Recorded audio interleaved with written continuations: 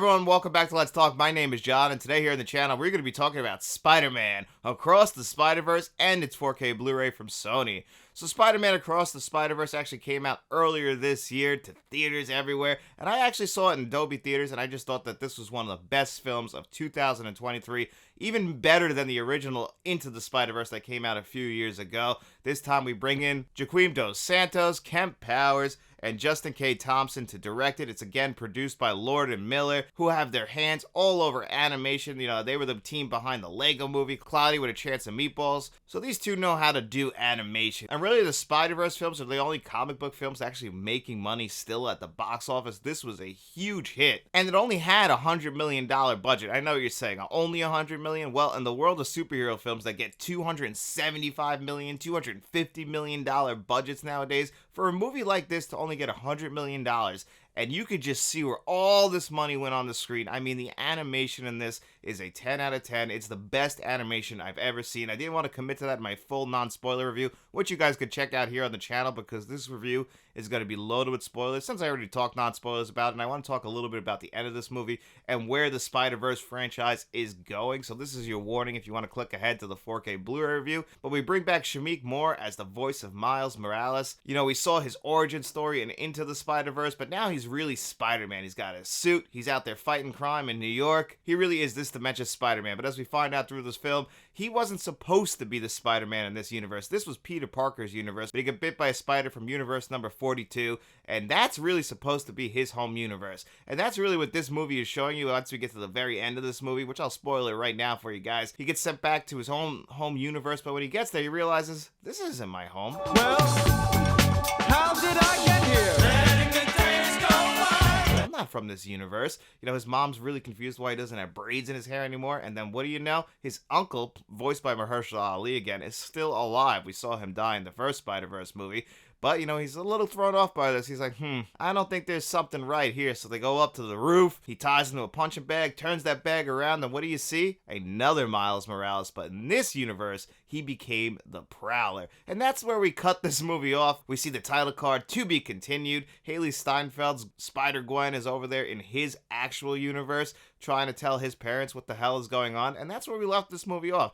And 2023 was definitely the king of leaving movies on a cliffhanger. Nothing was as offensive as Fast X, but this was still, man, you wanted to see where the story was going. We were supposed to get Beyond the Spider-Verse in early 2024, but that got delayed. I don't think they've given us an official release date yet, but there were rumors before that the animation wasn't done yet, and I want them to take their time with these movies. I don't want them to rush them out, because so far they are 2 for 2. These are some of the best animated films ever, by far the best Spider-Man films ever in my opinion. They really are telling a compelling, heartwarming story. You really do care about Miles' connection to his parents. They have just such a great relationship, a strained relationship as we see in this movie. Especially his father, voiced by Brian Tyree Henry, really does care about his son. He wants the best for his son. He's a little bit of a hard ass. I can actually relate to that with my own father, you know, different generations. And they actually call that out in this movie as well, which just shows you how self-aware this movie is, how smartly written this movie is. We care about Gwen Stacy and his relationship. We really start the first 10-15 minutes of this movie in Gwen Stacy's universe, and again, the animation in her universe is very different from the universe in Miles Morales. It all just looks stunning. The animation is a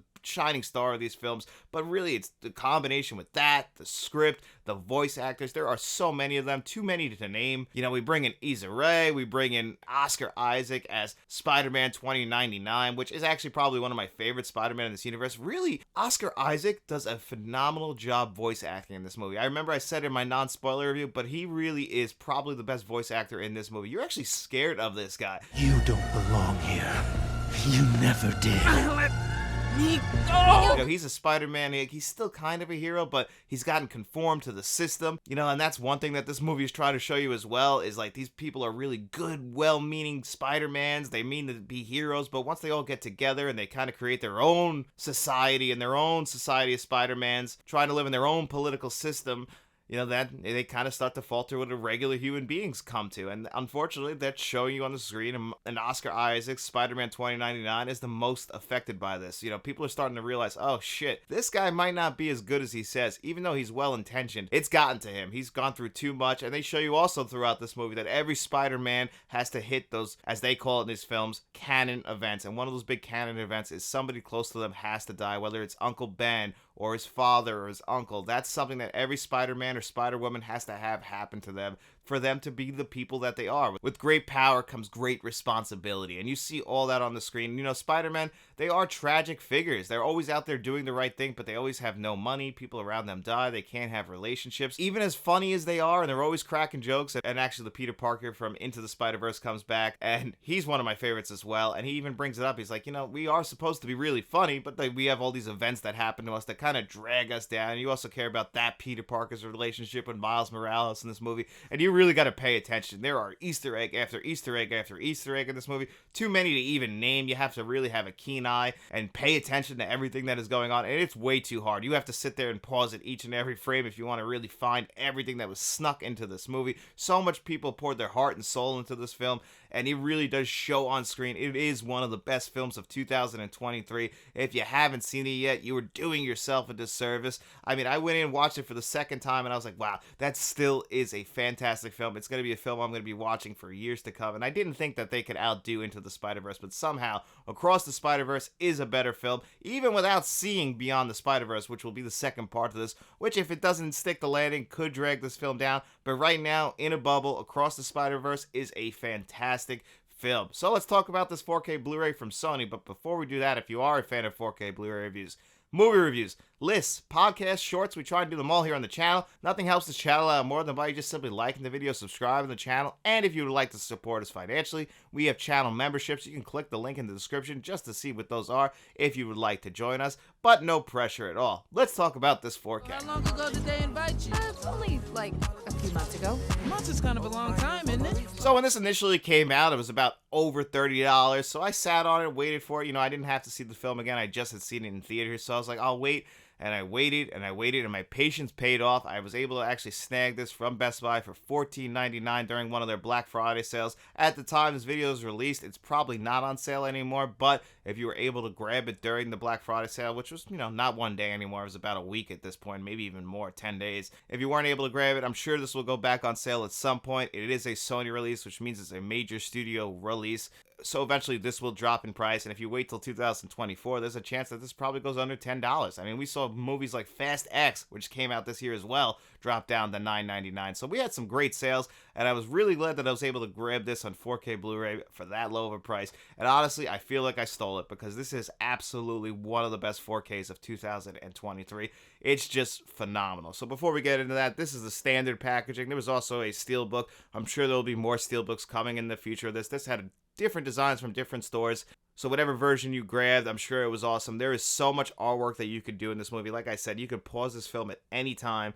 Actually, my wallpaper on my computer is actually right out of this film. It's when you see that welcome sign and you see Spider-Man 2099 standing there in the shadows with the rain pouring down. That's my wallpaper on the computer, on my computer. That's how beautiful this film is. So anyway, you come inside, take the slipcover off, same artwork underneath. You get yourself a 4K and a Blu-ray, individual disc design, just great job on the packaging here. Obviously, if you got the steelbooks, it's probably better, but I haven't seen those in person to know for sure. But I'm pretty happy with the standard packaging that we got in here. And as far as the visuals go, I'm not going to bury the lead. It's a 10 out of 10. The visuals are absolutely stunning, even if you watch them on the downgraded version of the Blu-ray that's packed in here. The animation style, like I said in my original review, was just phenomenal. 10 out of 10. I love the visuals. This is the best looking animated film I have ever seen. And they're combining a bunch of different animation styles. They even end up in a Lego world at one point in this movie. They end up in a live action world. At some point, Donald Glover is even in this world. You're really combining a lot of different stuff, and somehow it all works. It all just looks gorgeous. This 4K, even jumping from the Blu-ray to the 4K, now you're not going to notice a huge jump, but it does become brighter thanks to the HDR and the Dolby Vision, which are both on here. And, you know, the colors, you get a more of a wider range of colors. But honestly, for the naked eye, if you were looking at the Blu-ray and you were looking at the 4K, they are very, very close. You would have to line them up side by side to see the difference. Either way, 10 out of 10 visuals. Now, the audio, it's a little bit strange, actually. A lot of the time, they'll just port over the same audio tracks to the Blu-ray from the 4K. I just reviewed Evil Dead Rise. That's exactly what they did. And they had one of the best audio designs of the entire year. One of the best Atmos tracks I've ever heard. So I was, you know, that was fresh in my mind when I was listening to this Dolby Atmos track. But that Dolby Atmos track is only on the 4K Blu-ray, while the Blu-ray gets a DTS HD 5.1. And it's weird because the DTS HD 5.1 isn't on the 4K. So you get two different audio tracks, one on the 4K, one on the Blu-ray. So they really try to make you get the 4K because the Dolby Atmos track is phenomenal. Some of the best Dolby Atmos tracks out there. If I didn't have Evil Dead Rise in my head while going into this, I would have said this is one of the best of the year. But Evil Dead Rise still gets the edge for me as far as the best Dolby Atmos tracks of 2023. But that's not to sell this Atmos track short. It is great. I heard this in a Dolby Theater the first time I heard it, and it is mixed so well. Everything is just done perfectly. You know, the score coming in when it does, and the score itself really does set like an atmosphere. They really captured a perfect tone of this movie. They captured so much in this movie. I know I already had my movie review, but I love this film so much. It's one of my favorites of the year, and I just love every single choice that they made for the most part. Obviously, the only thing that really does hurt is the fact that we have to end it on a cliffhanger and wait for the second one, and that's a minor complaint. Believe me, I'm looking forward to that, and I'm going to be highly anticipating that. But the audio is very well done, and then the extras really surprised me, actually. All of your extras are going to be on that Blu-ray disc, and they are very well done. Now, there's not like one big hour-and-a-half long making of documentary, but they have a ton of featurettes. They even have a really cool featurette if you're into all the Easter eggs. They actually point out where all the Easter eggs are, what all the directors, all the producers were going for. You know, they kind of sneak in their zip codes, all things that mean something to them, whether it be something across the bottom of the ticker, like one of the directors, it got drafted to the Clippers or something like that. You know, they sneak all of that stuff in there for them, and then also for you guys, if you guys have a keen eye and you're able to pay attention to that. I mean, you'd have to sit there, I think, with a remote to actually get every single Easter egg that's put in this movie. Like, they put stuff on books. It's something that's going to be really hard to catch unless you pause it. So I thought that was really cool. Just really the effort that was put into this film. And I'm just really glad that we got plenty of extras. You know, interviews with a lot of the voice cast, including Haley Steinfeld, Shameik Moore, and Issa Rae. Really did appreciate that. I really loved all the extras. I was surprised that we got as much as we did. For new releases, that really just doesn't happen anymore. But they really poured their heart and their soul into this 4K release. I don't even think that I would want a boutique label to get a hold of this. I think they did a phenomenal job. This is definitely one of the best 4K Blu-rays of 2023. And if I was going to give it a score of 1 to 10, you know, I really can't give this less than a 10 out of 10. It really, especially for the price I got it for, it is pretty much a perfect 4K Blu-ray. I don't hand out 10 out of 10s much, but this is definitely going to be making the top 10 of 2023. Every decision that was made, whether it be with the film, the audio, the visuals, the extras, everything was just firing on all cylinders. Definitely one of the best of 2023. If you can get it for under 20 bucks, you stole it just like me, because honestly, this is one of the 4Ks I could say if it was 25 bucks, it would still be worth it, because you get so much with it, and you're also getting a great film that you can just see all the artists, actors, producers poured their heart into, and it's definitely worth it at that price. But anyway, guys, I hope you enjoyed this review, and if you did, don't forget to hit that like button, hit that subscribe button, and if you want to support the channel financially, we also do have channel memberships. You can find that in the description below. See which membership works for you. All of them have different perks. If you guys want to join the ranks of them, don't forget to look in the description below. But if you got no money to toss our way, no big deal at all. Just hit that like button, hit that subscribe button, get out in those streets, and tell your friends about us. And then we will be seeing you around.